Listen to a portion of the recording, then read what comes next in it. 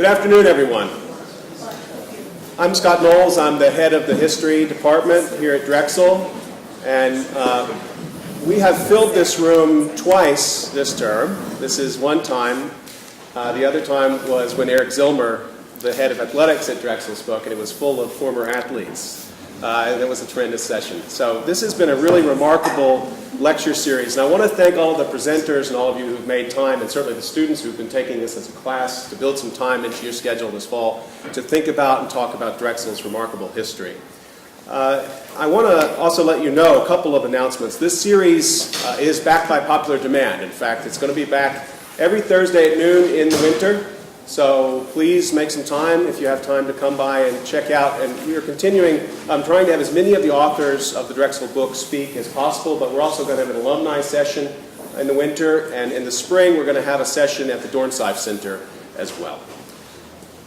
Another announcement that was just handed to me this afternoon at 2, if you'd like to hear a couple of the students speak who did research for the book and who co-authored a chapter with me, they'll be participating in an event at the libraries called Scholar Snack. It's at 2 o'clock, so I assume that means there's food. Yes, and it'll be at the Bookmark Cafe in the library. And one other announcement, on the 7th of December at 1 p.m. in the main auditorium, we'll be having a really remarkable celebration of Drexel's history, 124 years and 51 weeks later of Drexel's history, and we'll be hearing from Drexel leaders, and there'll be a screening of a video on the history of Drexel, so please look for that. You can easily, if you just look at the university website under Drexel 125, you'll find more information about that event next week. So it's my pleasure today to introduce the final speaker of the series for this term. Our speaker today had the idea to launch a research project that would culminate in a book on Drexel's history.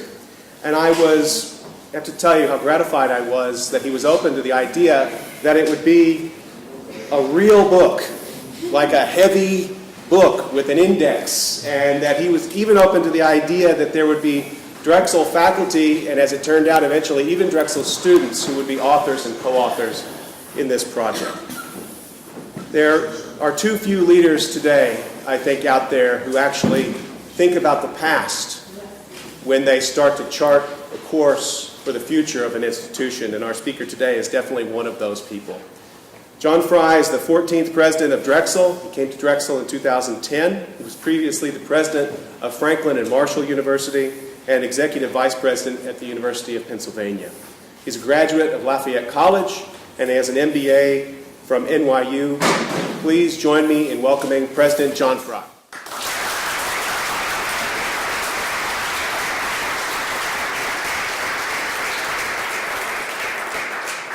Well, I can tell you it's a lot easier to have an idea for this kind of a project than to actually do it. But Scott and Richard, and I'm going to talk a little bit about the co-authors in a moment, what they've achieved with this book is really remarkable. I would commend it to all of you.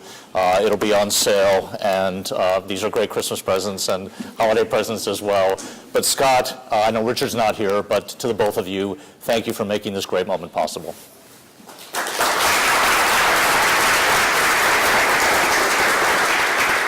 So this is an incredible Janus-like moment for our university. And for those of you who would like to know a little more about Janus, he was an ancient Roman religious and mythical god, the god of beginnings, gates, transitions, time, doorways, passages, and endings. He's usually depicted as having two faces, looking to the future and looking to the past. And I think that this is a moment in our history when we're doing both. And one of the things I love about Drexel, among many things, is the fact that our past truly informs our future. I find myself so often thinking about things that we want to do together and finding a seam in the past that gives us some guidance in terms of how to get there. I want to start by telling you how I personally feel right now. I have such an enormous sense of pride and gratitude to be part of this university. I hope all of you do. This is a very special place, a profoundly special place that I think is only becoming more impactful and more important as the years go by. I also am so incredibly confident about our future. There's not a day that goes by when I don't see this university being in some sort of a high-impact situation from a teaching standpoint, from a research standpoint, all the wonderful work that our students do domestically and abroad in terms of co-ops. The list goes on and on. I believe we are becoming one of the most, if not the most consequential institutions in the city of Philadelphia and in the region. And that's somewhat improbable, given the fact that we don't necessarily possess all the resources to be that. But in fact, our ability to network, our ability to make partnerships, and mostly our deep humanity as an institution has given us entree to so many challenges and problems and friendships and relationships. It's had a leverage effect that I think few institutions enjoy. And so this is a moment of celebration, I think, for all of us. I want to start by recognizing my colleagues who made this possible. We've had a steering committee for the 125th. It's been chaired by Lori Doyle and David Unruh, joined by Roz Reamer, Betsy Hall, Eric Zilmer, Sabir Sahu, Jim Katsounis, Sandra Donahue, of course, Scott Knowles, Chris Ferguson, Greg Montanaro, Rebecca Weidensall, and Claire Tillman. Let's give all of our colleagues a hand.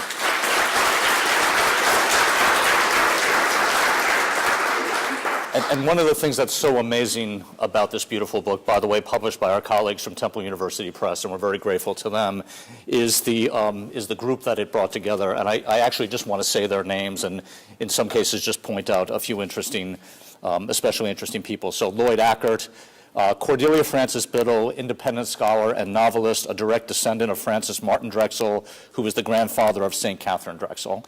So thanks to Cordelia. Paula Morantz Cohen, Donna DeCarolis, Roger Dennis, Richardson Dilworth, who is the co-author with Scott, director of the Center for Public Policy and professor of politics here at Drexel, Gloria Donnelly, Kevin Egan, Alyssa Falcone, David Fensky, Steve Gambesha, Marla Gold, Chuck Haas, Kathy Harvett, Daniel Johnson, a history major at Drexel, good for Daniel, Janine Kiefer, Larry Kieser, Michael Kelly, Scott Knowles, Jason Ludwig, Johnson Miller, Julie Mostoff, Danuna Nateki, Tony Noce is the chair of the Drexel University Alumni Association Board of Governors, co-founder and past president of our Drexel Interfraternity Association. Steve Pietzman, David Raisman, Tiago Saraviva, Amy Slayton, Nathaniel Stanton. Virginia Thierman is a Drexel University undergraduate. She's a dual major in art history and design and merchandising. What a dynamic combination that is. Laura Valenti, James Wolfinger, and Eric Zilmer. So let's give all those colleagues a hand as well.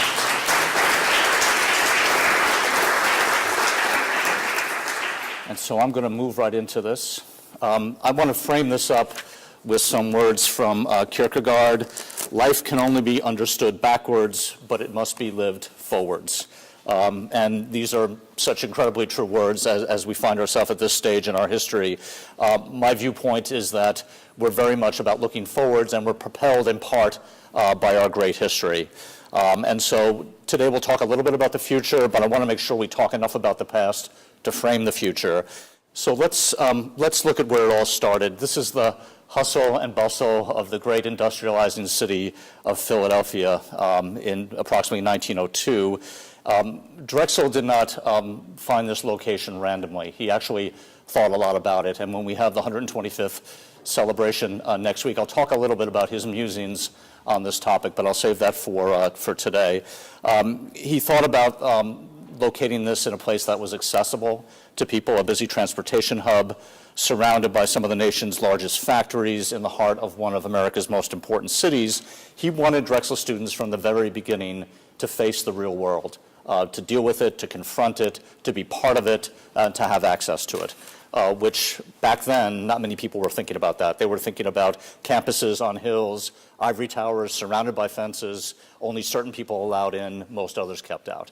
That was not what Drexel thought about. And of all the things I'm proud of, maybe that's the thing I'm most proud of. This is a view of West Philadelphia in 1924. Industrial, and at the same time a little bit further west towards the Penn campus also very unsettled or very rural at that point. Again, these are views from our beginnings. You can imagine what this place was like to traverse. It probably didn't smell particularly good. It was incredibly congested, probably a little bit dangerous at night. Not exactly a bucolic place full of factories. This is the Croft and Allen chocolate, cocoa, and confectionery works, so maybe it did actually smell a little bit better than I thought. This is at 33rd and Market. Here's something that obviously is a little bit different. The Allison Manufacturing Company at 32nd and Chestnut, pretty much right next to where we are here. So by building this institute in this particular place, his directive to all of us back then were show students where the world is headed, which is completely consistent with the way we do our business today, prepare them to lead society's efforts to meet its biggest challenges, and to help them weave a strong, resilient urban fabric in our home city, something whose promise is something we're still trying to achieve. I want to read you a passage, and I'm going to do this throughout this talk, a little bit about the history. This comes from the first chapter, which I had the opportunity to author. Our founder, the financier and philanthropist Anthony J. Drexel, was a keen thinker and a prescient futurist. If he had engaged in such an experiment to imagine his Drexel Institute today, he might have hoped that his highest ideals would still animate it, and indeed they do. We, who have the custody of Mr. Drexel's legacy, remain committed to showing our students where the world is headed and preparing them accordingly to lead society's efforts to meet its biggest challenges and to weaving a strong, resilient urban fabric in our home city of Philadelphia. As Mr. Drexel once wished, a Drexel education is still not only good, but good for something. As he built his father's currency trading bank into the first modern financial institution, Anthony J. Drexel helped lay the foundation for a century in which new technologies would forge a new type of industrial city. He saw a future with plenty of modern jobs that demanded educated workers. What he didn't see was an institution prepared to educate those workers, so he created one. And I think this is one of the animating facts about our institution.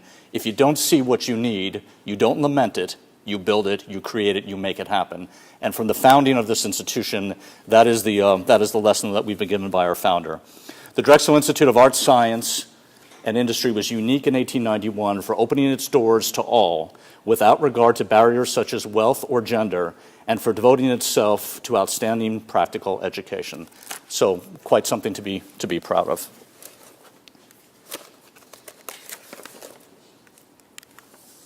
Okay, so here we are, fast forwarding to today. Look at how much we've grown from a single building, the building that we're privileged to be in today, to more than 50 buildings. Among the newest, Jerry C. LeBeau Hall, the Urban Center, wonderful spaces for our faculty and staff and professional faculty and staff and students to learn, to collaborate, to innovate. While adding bricks and mortar, we've also been growing as an institution. When we celebrated our centennial in 1991, our student enrollment was 12,000. We're double that plus today. Spaces in Urban, the Perlman Plaza, which is new to us. I just want to maybe use this as a quick moment to give an update on some other new spaces. The Raymond G. Perlman Center for Jewish Life just opened its doors last month. A wonderful space I commend it to all of you. The Thomas R. Klein Institute for Trial Advocacy will be open in the spring as part of our Center City campus at 1200 Chestnut Street. And by the way, about a third of Drexel is on the other side of the river. And we are busy thinking about ways in which we can connect University City to Center City. In some of my later remarks, I'll talk about that. But right now, we in effect have a burgeoning Parkway campus between the Academy of Natural Sciences, 3 Parkway, where our College of Nursing and Health Professions is located, and of course our College of Medicine on Vine and 15th. This is 3101 Market, that big industrial building across the street, where the Institute for the Energy and the Environment, as well as electrical and computer engineering, are being enhanced with renovations. Coming next fall, the Corman Center renovation and the Corman Quad development, which will be a beautiful heart to this campus. The Study at University City Hotel opened January 1st. You'll all be enjoying that soon. And then our childcare and mixed-use residential development, which will be open in about a year and a few months at 32nd and Race. And so it keeps going on and on and on. The development that has occurred here has been tremendous, but it's all been rooted in academic need and program, and the desire to also make a better quality of life for our community. And we're also developing and going to be implementing a public realm plan, which will tie it all together. More details on that in the future. So let's go to continuity amid change, because I think that's the theme of why we're here today. Some things about Drexel are always going to remain the same. They'll always be as familiar as Mario's sculpture and the dragon mascot. But other things are also going to provide continuity. Experiential learning, I'm pretty sure, is always going to be at the heart of how we deliver undergraduate education here at the university. Our goal is to have, for most of our students, 3 wonderful co-op experiences. If we had our wish, one would be here in Greater Philadelphia, one would be somewhere else across this country, and then one would be internationally. I think you're going to see a lot of growth in not-for-profit sector co-ops. We're going to have increased funding to underwrite the cost of those co-ops, so our students have the ability to support cultural and social service and other types of organizations in the not-for-profit sector. You're going to see more entrepreneurial co-ops in the future, with the Close School in particular as a springboard to students developing their own businesses based on their ideas. But here are some co-op opportunities right now in action. This is our student Maz Rehan. He has a co-op at the White House. This is at Susquehanna International Group, which is a privately held global investment, trading, and technology firm. They specialize in securities markets worldwide. We probably have 50 or 60 students there as we speak. And so co-op will be part of our future. Research, of course, will be part of our future. We are banking on making this a world-class research enterprise, especially in the area of translational research, turning new knowledge into important technologies, and the creation, of course, of new businesses. We think that we are going to continue to move up the ranks of America's top 100 research universities. We finished 49th in the world last year in patents, which is a very good indicator of the kind of innovation that's happening within this institution. We've made big bets on technology transfer, commercialization, Drexel Ventures. We think that our researchers are becoming, in their respective fields, some of the highest impact people in the world. And basically, in the end, in true Drexel fashion, what we hope to do with the kind of work that we're privileged to undertake is to save lives, to help people live better, and to grow the economy. And again, I want to refer to the book and just read a brief passage on the innovation and entrepreneurship economy. Drexel can drive Philadelphia's innovation future because of the university's experiential approach to education, its translational research expertise, and its focus on new venture skills through the Charles D. Close School of Entrepreneurship. The groundwork for this role is being laid already. Drexel Ventures helps faculty commercialize their research through a variety of support and funding opportunities and initiatives like the Beata Institute for Entrepreneurship and the Innovation Center at 3401 Market Street are incubating and accelerating the growth of new businesses. The neighborhoods that travelers see as they disembark 25 years from now will be the physical manifestation of the innovation culture that has taken root today. And Drexel is the connector that makes all of this possible.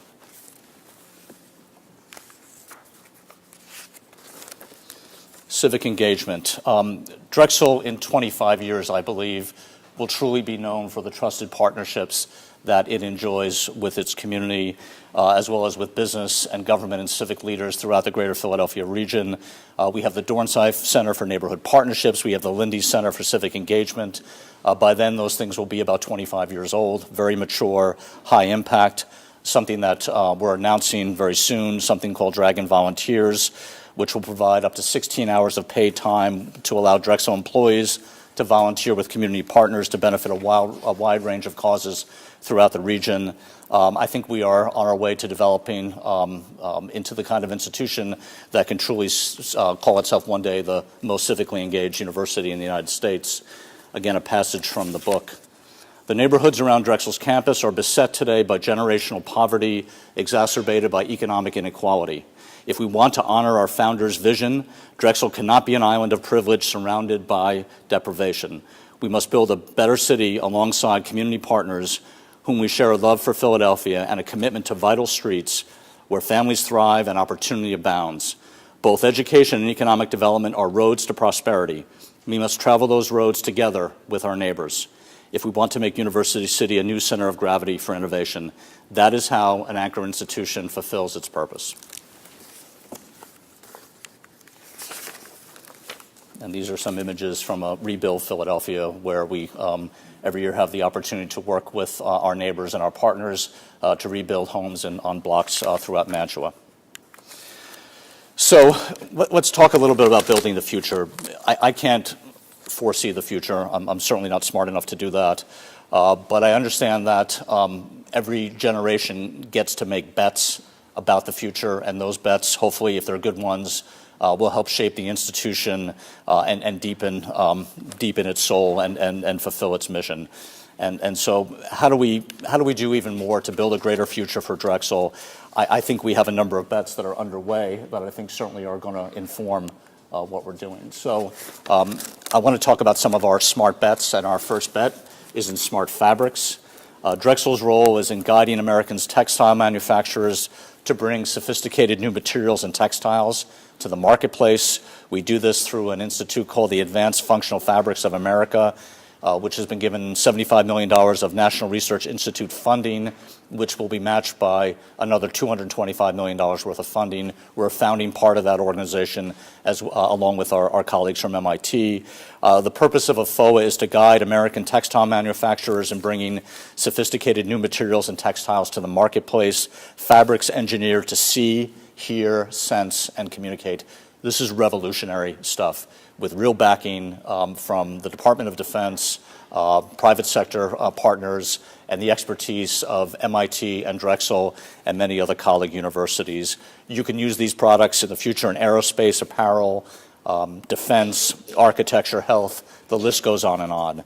And we have one of the great practitioners who is part of our faculty, Geneviève Dion, is an expert in bespoke clothing and industrial design.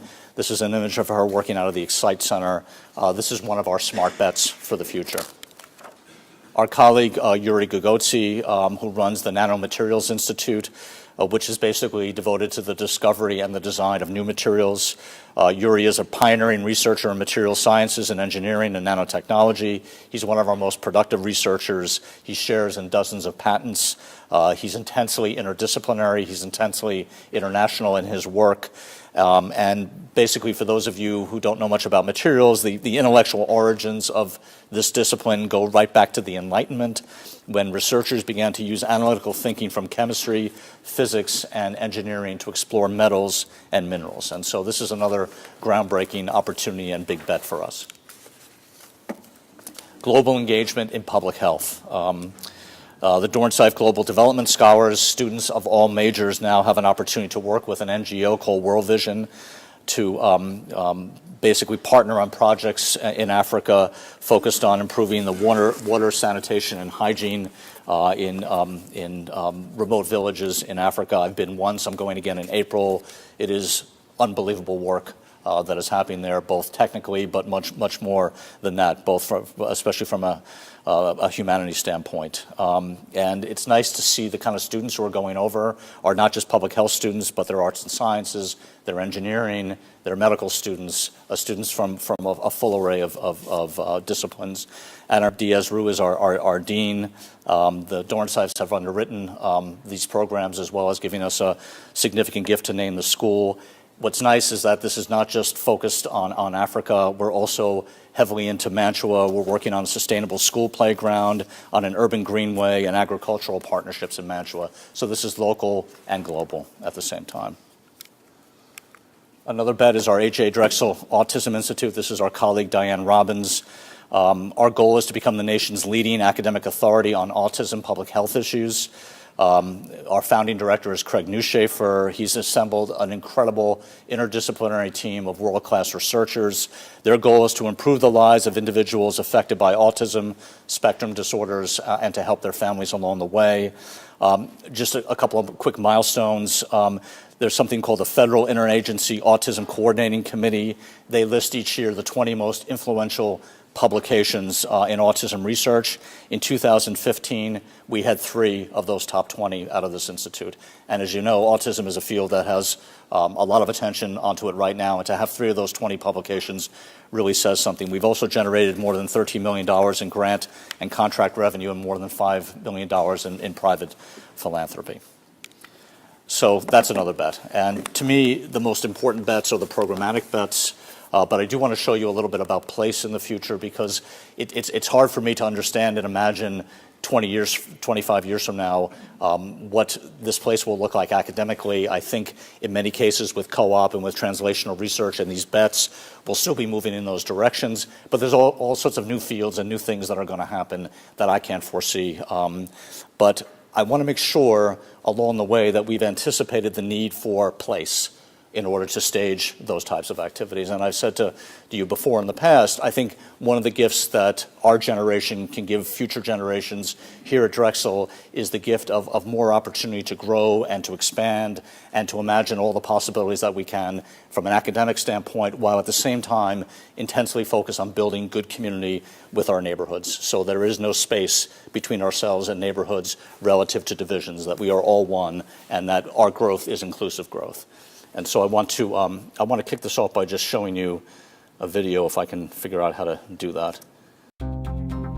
Schuylkill Yards is a next-generation innovation community in Philadelphia's expanding innovation ecosystem.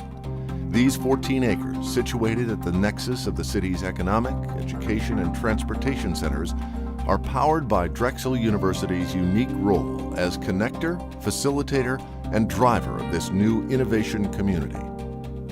Schuylkill Yards is a network of public spaces, each with its own distinctive characteristics, yet unified by the transformative power of nature in the urban environment. The main square is defined by 3 historic buildings: the former Bulletin Building, 30th Street Station, and the old post office. These buildings provide a sense of enclosure, creating a civic room. The 1.3-acre parking lot where you now sit will become an adaptable space with an iconic elliptical lawn and alleys of trees shielding out the sun and traffic. The former Bulletin Building is transformed with a dynamic front screen, inviting the city of Philadelphia into Schuylkill Yards. This is the public room that William Penn intended for his city. Day and night, the square will be the center of activity in Schuylkill Yards. It will host the people of Philadelphia and serve as the gateway into University City. North of the square, JFK Boulevard links 2 Philadelphia landmarks, 30th Street Station with the historic Armory Building. As commuters and visitors alike stream out of the station, they flow into the new JFK Shared Esplanade, a roadway design that safely integrates pedestrians, bikes, and cars in the same space, while providing a rich new greenway for the public. On the other side, Market Street, the city's grand thoroughfare, receives dedicated bike and pedestrian lanes and 3 rows of trees to provide a reduction in noise and pollution. The CSX High Line, with its industrial frame, is another key thread in the fabric of West Philadelphia. The area around the elevated tracks is an opportunity to provide significant additional greenery and event space, and add space for a new 31st Street, offering further connectivity across the project. Past the High Line, stands of trees, a pavilion, and open space form the Grove, further expanding the public network by connecting Woodland Walk to Schuylkill Yards. This network of public spaces informs how the new building sites are organized and ultimately defines the master plan. The plan introduces 8 new high-rise sites, each with a diverse mix of environments, from traditional offices to innovation spaces, laboratories to residences, hotel to retail. This is the place where buildings become bridges, individuals connect into community, and ideas iterate into innovations. This is Schuylkill Yards.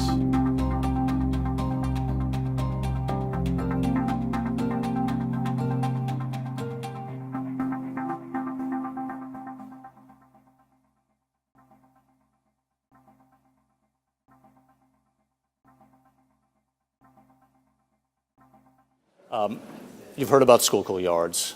Schuylkill Yards is located between 30th Street and 32nd Street, JFK Boulevard to the north and Chestnut Street to the south. This has been assembled by the university over a period of 20 years. I want you to think about this as an extension of our campus that will invite other parties to participate with us. And so this is a view of Schuylkill Yards looking west from 30th Street Station. Things look really different because we have the potential to add about 8 million feet over a period of about 20 years. There'll be about a $3.5 billion investment in University City around this gateway. And I just want to sort of take you on a tour of what I think the future might look like. I'm sort of more sure about that than I'm sure about the particulars of what we're going to be doing academically. But I know what we're doing academically is going to find a place here. And again, that's what I think is something that we can do for the generations going forward. This will be the renovated Bulletin Building. We're negotiating right now with an anchor tenant in the life sciences space, which would be a very, very exciting first user of the Bulletin Building. We are busy getting ready for the groundbreaking of Drexel Square, which will be a 1.3-acre park in the parking lot right in front of the Bulletin Building. For those of you who walk past that every day, here are some views of what Drexel Square will look like. Drexel Square, we believe, will be good enough to be considered the sixth square of Philadelphia. And for those of you who think a lot about history like I do, when William Penn laid out the grid for the city of Philadelphia, he had 5 squares within what we know to be Center City, but there was a 6th square. It was right over the Schuylkill River west, approximately in this position. It was actually called Market Square, and we think we like the name Drexel Square better than Market Square. And since it's our property, we get to do what we want.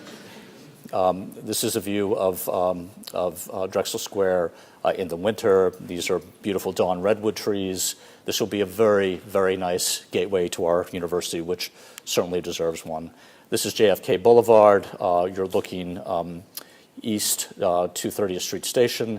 This will be what is known as a festival street, which will be a traffic calm street that will welcome pedestrians and bicyclists as well as vehicles. This will replace the utter chaos that's on JFK Boulevard right now.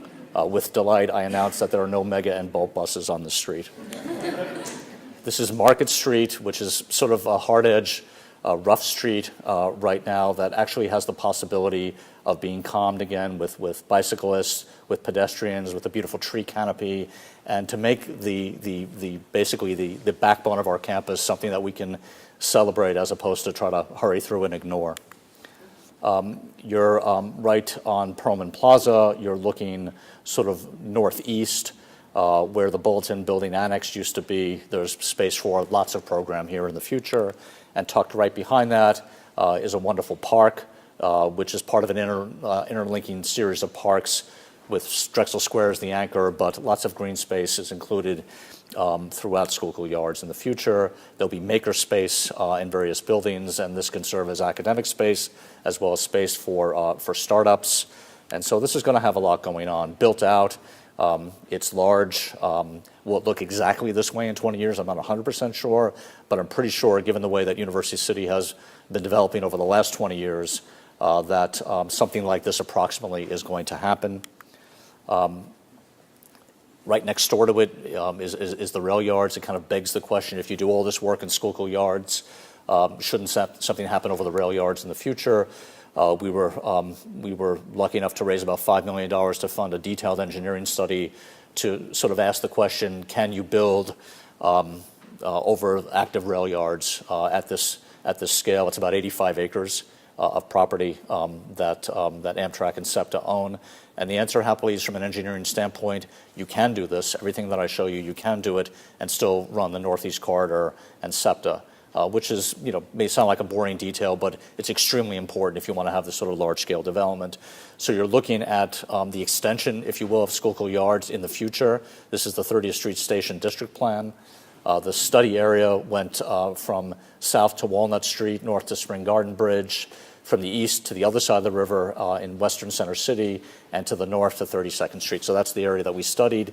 We probably had a coalition of about 24 partners we worked with, and so this has a lot of consensus and momentum behind it.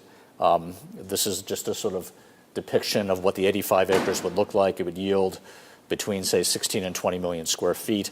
This is a whole new city within a city, approximately the size of Center City. And then when you put Schuylkill Yards on top of that, even larger. And these are some, sort of block diagrams to show you the scale of what can happen. You see 30th Street Station to the left, and you see the possibilities here. And I just want to show you some nice details about this as well. So the dreaded CSX High Line is now humanized with paths and bicycles and different types of things to give some human scale to it. All sorts of possibilities to doing interesting things underneath the High Line as opposed to what they've done in New York on top of the High Line. This is a view from Drexel Park looking west into Powhatan Village and Mantua. This is a wonderful vision of basically a park on the Schuylkill River on the western side, the analog to the great Schuylkill River Trail that we enjoy on the eastern side of the river, and you're looking north towards the Art Museum. Plenty of space to do all of what we're talking about. We have a series of pedestrian bridges that cross from University to Center City, and in this case, you're looking east from University City to a pedestrian bridge that will take you right to Logan Square and onto the Parkway, linking all parts of the city up together. And then here are some big views from Drexel Square, looking east to 30th Street in Center City. We have thought a lot about pedestrian connections for people who are taking Amtrak and SEPTA, and so the underground parts of 30th Street Station can actually be opened up and connected to make those passageways feel safe, and there's also a good opportunity for fairly significant amount of retail development.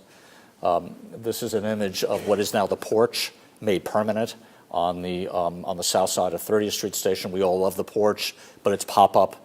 This actually makes the investment to memorialize that. And you're flying in a helicopter over what the new University City will look like in 2041 or so. And then this is your night view of that. And, this may seem improbable, but at this point, I've been around long enough, as my wife constantly reminds me. She also reminds me that she's considerably younger than me. But I've been around long enough to have been here now for 20 years in University City. I started at Penn in 1995. Here we are in 2016. If people in 1995 saw University City in 2016, they wouldn't recognize it. And they tell me that on a regular basis. So everything I've just talked to you about is completely doable. I am 100% convinced of that. I think what's important now is that institutions like Drexel, but not only Drexel, like Penn and the University of Pennsylvania Health System and Children's Hospital and the University City Science Center and our friends in the neighborhood and all the other commercial entities really sort of step up and work together to make sure that the best days of University City are in the future. And that, of course, all redounds to the benefit of our university because we are a place-based anchor institution. We do our best work on our campus and in our neighborhoods. And to link all that together and to give the gift of that to our future colleagues is something that I think would be the best way to honor the legacy of A.J. Drexel. So I thank you for your time. I'm happy to answer any questions you might have.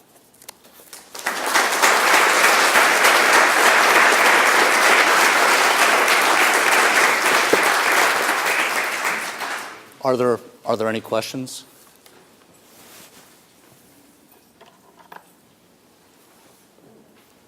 John? With all of those buildings that you showed, going around 30th Street Station, as a frequent traveler of the Schuylkill Express, with all those extra people, so are we going to be like in hovercrafts? Actually, we're going to build a Hyperloop to do that. No, it's there's the reason we spent as much money as we did is because we actually spent most of it on not on the pictures but on the infrastructure. There's a proposal to move the off-ramp of I-76 a little bit further east towards JFK Boulevard to begin the complete rerouting of traffic around 30th Street Station, which has become a major pinch point. But it's really hard to imagine, John, any of this happening without us first sort of addressing the need for a better way for vehicles to move in and around 30th Street Station, and also to make this a more humane place for pedestrians. And so a good part of the proposals that we're now working on with Amtrak and eventually will be bringing to the federal government is ways in which we can rearrange the transportation infrastructure to allow a sufficient space for traffic and people to move and to move in a harmonious way. Sure. Any other questions? Yes. I'm curious about our relationships with Penn, in that obviously partnerships are needed for growth, for some current functions, and yet in other ways, of course, it's a competitor. And I wonder what they think about Drexel growing as it has. And I think they're. how you deal with that. Yeah, I think that they're a little surprised. At times, I hear they're a little jealous. That's okay. I think that having worked at Penn, Drexel was always a sort of afterthought for Penn. And now I think it's different. I think they view us not as a competitor, but as a colleague institution. And if you sort of look carefully at the things that are happening right now, there is a huge amount of coordination and bridge building that has occurred between the two institutions. It's most visible from the sort of physical standpoint, but I can tell you from an academic standpoint, that's starting to grow even more significantly. And so I think that these relationships are going to draw the institutions more closely together over time. And I don't view Penn as a competitor. I think Drexel's a better version of itself for having a great international university like Penn next to it. And Penn is a much better institution to have Drexel on its other side. And I think together we're both prospering. And you can even see now how the lines are blurring between the two campuses. And I think that's not a mistake. That's something that we've thought about carefully, and we want to make sure that both communities can enjoy all the wonderful opportunities that each provides. So it's good. I think we're at a high point in that relationship, and we can only go up. Sure. What do you see about the residential influx into maybe University City? White people moving out of burbs and into the city, maybe that base helping in what Drexel's trying to do here? I'm excited about it, and I'm nervous about it. I'm excited because the more people that choose the city, the more opportunity there are for a better funding base, which will improve our local public schools, more retail development, more cultural development. I think with all of that comes more people on the streets. With all that comes greater safety. So I've watched this happen in University City over a period of time, and it's been generally to the good. What's not to the good is if that results in places that or families that begin to be displaced by higher cost housing. And we don't want the gentrification that has occurred in other parts of the city to occur in West Philadelphia. And I don't have an answer for you on that, but I can tell you that from the very beginning of all this work, we've decided that that is one of the most important topics that we can talk about with our neighbors.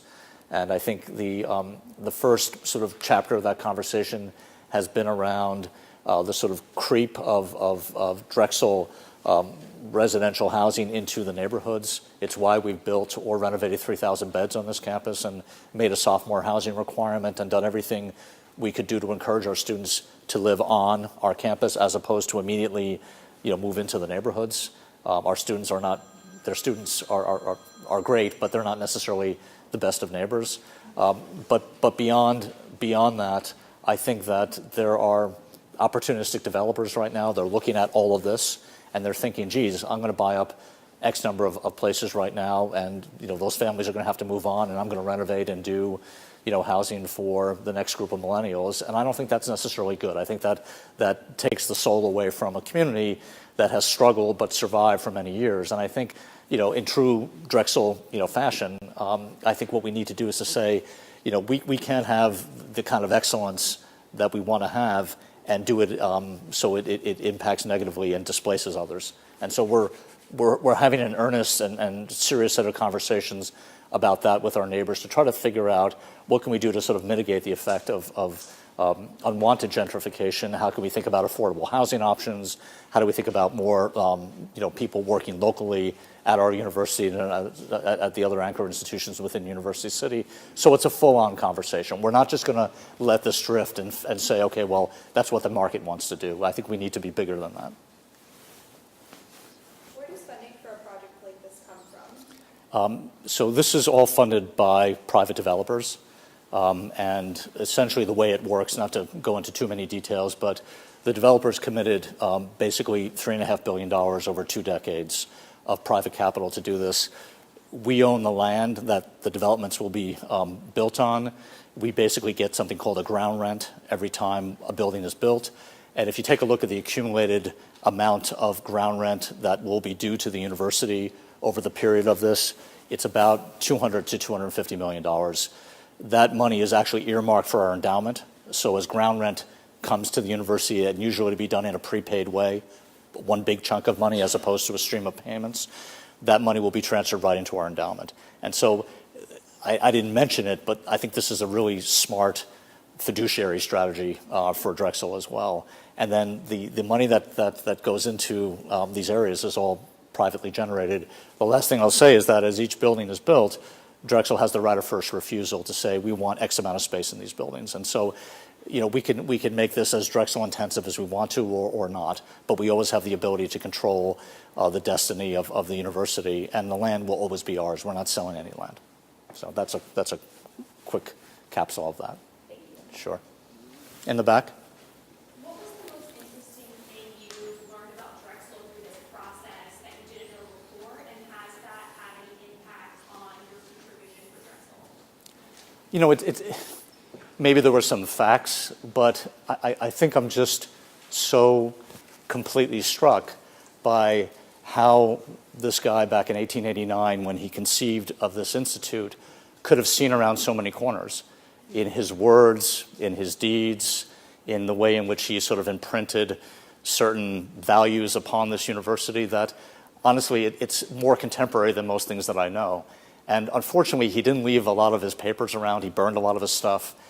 There's not a lot of information. I mean, maybe Scott can correct me if I'm wrong, but I wish we had more. But he just seemed to have an instinct for what the future might look like. And to me, the most interesting thing is to do what we're doing in all the areas, particularly the sort of big bet areas academically, and kind of think about how they might relate to things that Drexel might have, done himself if he were still here and with us right now. But I honestly, I've been involved with so many great institutions over the years, and I've never seen one with a history that's so alive in the present. And there's not a day that goes by when I don't see something around here that Drexel had managed to think about, and in a very private, way over a long period of years. And I will at the big 125th celebration talk a little bit about, what we know about his thought process that got us there. But more than any other detail or anything else, what has struck me is the ability of our founder to really sort of see the future and the privilege of us to sort of live that future. Scott? Naturally, I have a history present, so wondering what advantages do you think some previous presidents might have had that are challenging from where you are in the president's chair today? And conversely, what kind of advantages as president do you have today that maybe previous presidents might not have had? So on the first part, just say that again so I'm sure of it. Advantages that previous eras or previous Drexel presidents might have had that are challenges for us today. Things they might have been able to deal with more easily or readily that are sort of big things you have to tackle from your seat today. Okay, so the most obvious one, which, by the way, is an enormously valuable part of Drexel today, is the College of Medicine. I think that back in '99, when the big merger was done that brought us medicine and nursing and health professions and public health, it was, okay, we're accepting all these assets, we're being given some money to do that, and it was a really smart decision. Taki made a great decision, the board made a great decision. If I was there, I would have done the same thing. What is more complicated 20 years later is how do we secure the future of those entities, particularly the College of Medicine, and not to dwell on the issues of healthcare in Philadelphia, but colleges of medicine can't work as well as they need to without strong clinical partners. And I think what was maybe missing from that conversation back then is what is the future of Hahnemann? What is the future of St. Chris's? How do we make sure that the future of those entities, which are our primary clinical training areas, are as secure as the universities? And I think that is borderline existential for us in the future. And if you ask me what my biggest challenges are, that's my biggest challenge, is how to secure the clinical side of what we're doing with the College of Medicine. So I think that would be one. The advantage I have right now as president that maybe my predecessors didn't, this enormous array of partnerships that we've been able to forge. I mean, I think it makes this university, which is already strong and successful, seem like a much larger and more vibrant and more diverse and more dynamic version of itself. I mean, just the sheer amount of leverage that we have in this ecosystem that we enjoy today is something that I don't think that our colleagues in the past enjoyed. And I think we've been, I think, smart and careful about how we've cultivated those partnerships, but it gives Drexel an accelerator effect that I think has really created enormous strategic advantage for the university. And I think that, back then, people's view of Drexel was small. This is this little institute. It's kind of next to Penn, and it does this sort of weird co-op thing. It was a very constrained view of what this institution is, and now I think we pull the constraints off and shown people how powerful this place is. I'd like to hear you say something about, there's been a lot of shift in the student body that Drexel has targeted geographically, socially, and so on over time. Where do you see Drexel's student body going over the next few decades? Yeah, I think it's been an intensely local Pennsylvania, New Jersey-based student body. There's nothing wrong with having strong presence from your local states, but I think that with Randy and his team, the discussions have been, now how do we make this more representative of the entire country and the entire world? And we've been very strong in China, and that's wonderful, but there are many other countries out there as well. And so I think that we are going to see in the future, because it takes time to cultivate these relationships with guidance counselors and others, a much more national and international student body. And with that, they bring the diversity that is so important to a vibrant academic and social life at the institution. And so I want more people from more places here, because when we do have people from different places, it just has a great effect on classroom discussion, on everything else that we do. And it's interesting, our international strategy has been nothing more than to follow our best faculty to the places that they do their work internationally. And to see how their research programs and their experiences have been impacted by time spent abroad with colleagues who have come from different traditions, it just enriches their work. And I really sort of I'm hungry for more of that to occur here. By the way, I just saw one of our greatest presidents in the audience here, Chuck Pannoni. So much of what are on these screens and in my mind and all the things that have happened are due to Chuck. Chuck.